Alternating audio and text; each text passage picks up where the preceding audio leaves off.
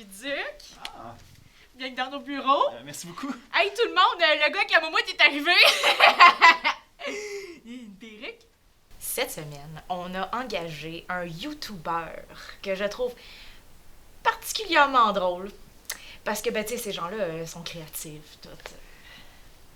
Un peu comme les bardes dans le temps du médiéval, là. Sauf que, ben, maintenant, ils font un job de bureau. OK, vous faites un documentaire sur les bureaux ici. Wow. Hey, moi, je me demandais comment ça se fait qu'il y avait des caméras partout. Je me trouvais important. Ça veut-tu dire que dans le montage final, il va y avoir Charles Tissard qui va faire la narration? Hein? Époustouflant, fascinant. J'ai toutes vu, là, tes vidéos YouTube, là. Ah Toute oui? la gang, là, chacun, là. 2011, le gars, là, petit bonhomme, là, Naruto, là. Boy, Le gars, là, Ouais, non, on s'entend qu'il y a beaucoup de Naruto en convention, fait que Ben ouais. c'était un peu vague, là. t'as le look, là, tu sais, je sais pas, là, tu sais, une cosplayeuse, là, Non, je me déguise en bonhomme Ching Chong, là, tu sais, là, les Sailor Moon pis tout, là. Passe-tu au cash avec toi, ça? Non, Hein? Je passerais-tu non, au cash? non, je suis marié. Non, ça marche pas, là. C'est... Est-ce que je suis ici pour une job ou... Ben oui.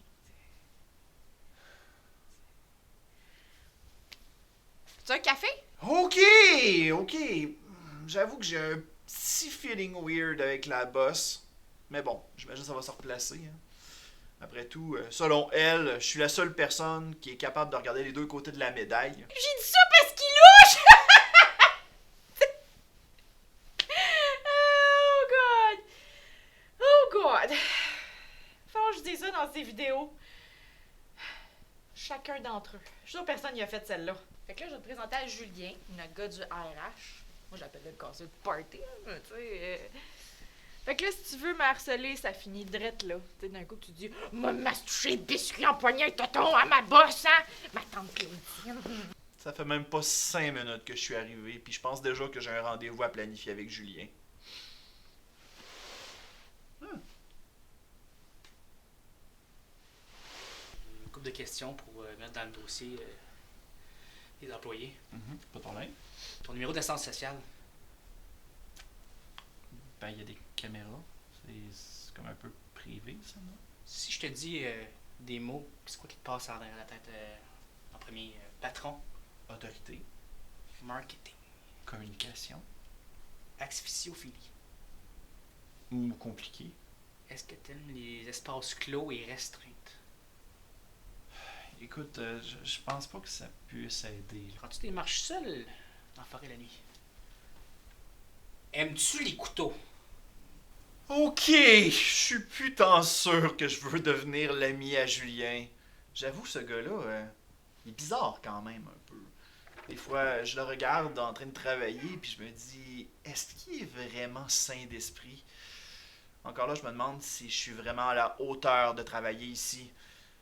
Mais là, principalement, ma seule crainte, c'est d'être mort d'ici la fin de la journée. Dis pas que je suis ici, ok? Luduc, j'ai du courrier pour toi. Laisse-le à la réceptionniste. Non. Je suis posé vous le donner en personne.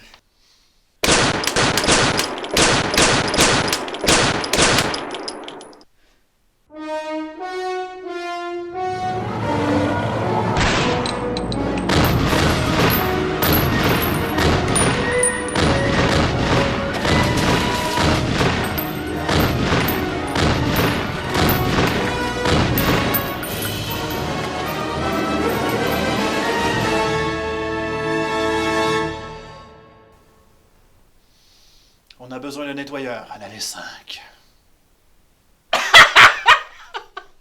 Hey, j'espère que vous nous en voulez pas, mais on trouvait tellement votre documentaire plate, on a décidé, moi et Julien, de faire une nouvelle conclusion, histoire de pouvoir émousser le tout. Finalement, ce gars-là, c'est un super bon gars. Il est super sweet. T'es un bon gars, Julien. Moi aussi, je t'apprécie, Luduc. Je ferai des belles mitaines avec ton scalp. C'est un malade! Il va tellement mouiller mes bobettes! C'est ça qu'elle disait!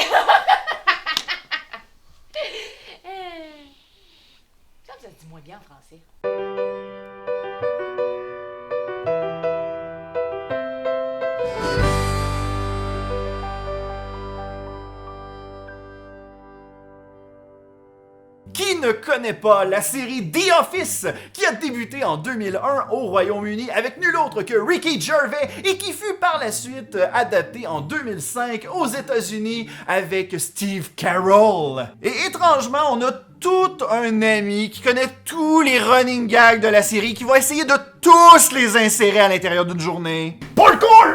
Black Bear beats Battlestar Galactica.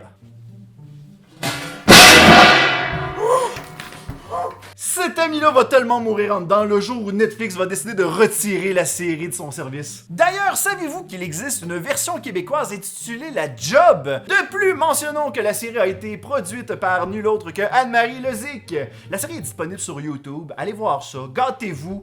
Par contre, je vous avertis d'avance, votre cœur de fan risque de peut-être souffrir un petit peu en dedans. Mais la série américaine amenait quand même quelques petits éléments amusants, dont les fausses entreprises et le Scranton Strangler.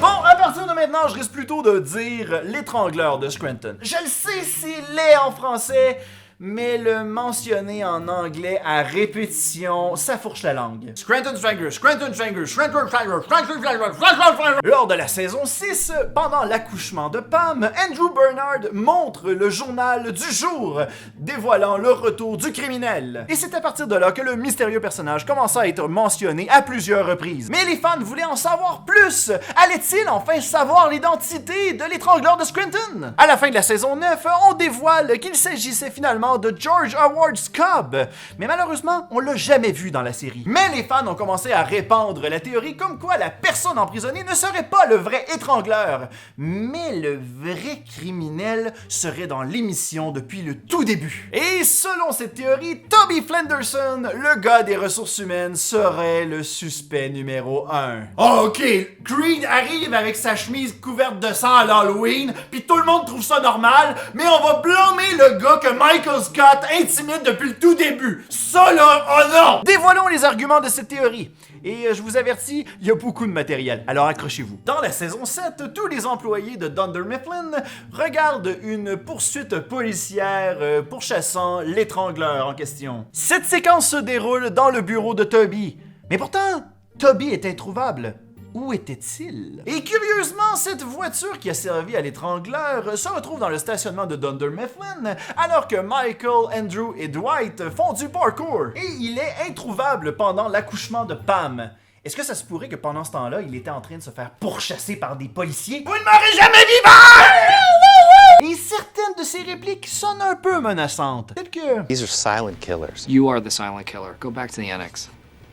You'll see. Get out of here.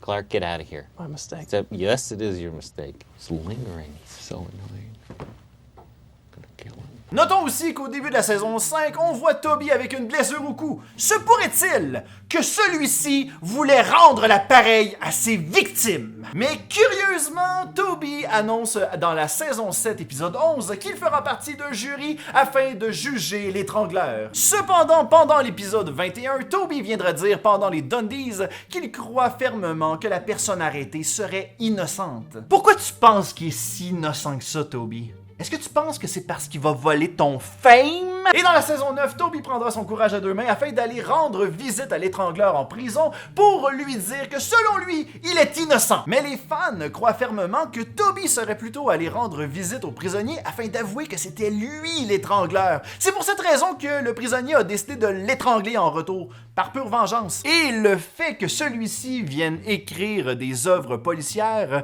ajoute une petite couche aux accusations. Est-ce que ça se pourrait que Toby se serve de son expérience afin d'en mettre quelques petits morceaux à l'intérieur de ses œuvres? Donc, est-ce que les fans ont raison de craindre Toby? S'agit-il du fameux étrangleur de Scranton? Ah, la théorie est intéressante! No, God!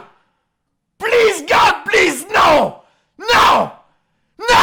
La chaîne YouTube Professional Theory amène le fait que dans la série, beaucoup de plaques d'immatriculation sont interchangées. Ce phénomène se reproduit aussi avec les voitures de Jim et Meredith qui s'interchangent 2 fois. My God, il a remarqué ça, lui! Il est bien Donc, il n'est pas sûr que la voiture qui se trouvait dans le stationnement de Dunder Mifflin soit réellement la voiture de l'étrangleur. Aussi, l'acteur Paul Lieberstein, celui qui a coécrit la série The Office et qui a incarné Toby, a mentionné que pendant la rédaction des textes, ça ne leur a pas passé par la tête que Toby soit le fameux étrangleur. Par contre, il avoue que la théorie est assez cocasse. Cependant, Paul mentionne que l'étrangleur ne tuait personne. Il ne faisait qu'étrangler les gens et les laisser vivants. Et le prix du pire tueur est remis à l'étrangleur de Scranton. Bravo! Donc, s'il tue pas, ça veut dire que le second suspect, Creed Bratton, n'est pas non plus l'étrangleur de Scranton. Parce que lui, pas mal sûr qu'il tue. Dans la série, il panique lorsque la police arrive, il court lorsqu'il croit qu'il est le suspect d'un meurtre et avoue en entrevue qu'il a changé d'identité sur une précédente victime. La preuve, il se fait même arrêter à la fin de la série.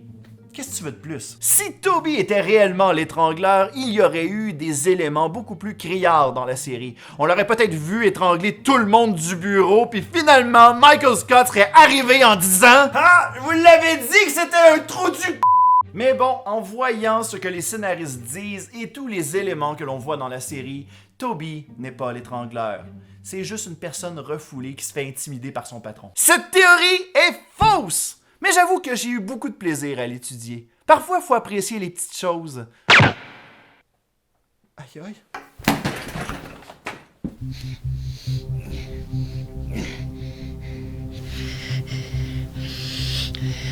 Je te l'avais dit que j'arracherais ta perruque. Ça va faire ta bonne mitaine. Ah!